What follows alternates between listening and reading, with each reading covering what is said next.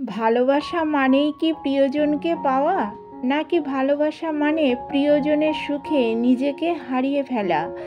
রাধা জানতেন কৃষ্ণ তার জন্য নয়, তবুও তিনি কৃষ্ণকে ভালোবেসেছিলেন এমনভাবে যেখানে নিজের চাওয়া, নিজের সুখ সব বিলীন হয়ে গেছে ভক্তিতে। রাধার ভালোবাসা ছিল এমন এক প্রেম যেখানে কৃষ্ণকে পেতে নয়, কৃষ্ণের আনন্দেই নিজের আনন্দ খুঁজতেন তিনি।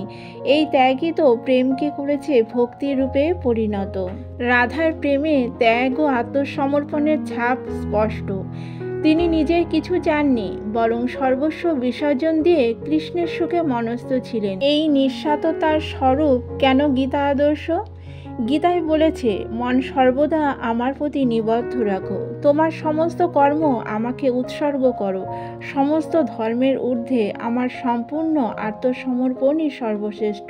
রাধার জীবনেই এই আত্মত্যাগ চেতনায় ভরে আছে। বিয়ের পরও তার প্রতি প্রত্যেক নিঃশ্বাস কৃষ্ণের জন্য উৎসর্গ, প্রতিটি চিন্তা কৃষ্ণকে খোঁজে। তাই তাকে মদনাখা মহাভাব নামে অভিহিত করা হয়। নিঃস্বার্থ অনুরাগের সেই সর্বোচ্চ অবস্থা যা পরম ঈশ্বরের সাথে আত্মার মিলনকে প্রকাশ করে। তাকে ভক্তদের বড়দের মতো অনুপ্রাণিত করে চৈতন্য মহাপ্রভুর কথা, রাধার ভক্তিতে আমি কৃষ্ণকে দেখি, কৃষ্ণের ভক্তিতে আমি রাধাকে দেখি। এই শক্তিতে স্পষ্ট যে রাধার প্রেমে শুধুই অর্জন নেই, পরমাত্মালয় ছোঁয়ার প্রাণ। রাধার ভালোবাসা আমাদের শেখায় যে ভালোবাসা নিজের সুখ চায় না, সেটাই প্রকৃত ভক্তি। তিনি কৃষ্ণকে বাঁধতে চাননি, বরং মুক্ত করে দিয়েছেন, যেন কৃষ্ণ তার লীলা করেন সবার হৃদয়ে। এই ত্যাগেই লুকিয়ে আছে রাধার সত্যিকারের ভালোবাসা, আর এই ভালোবাসায় তাকে করেছে ভক্তির রানী।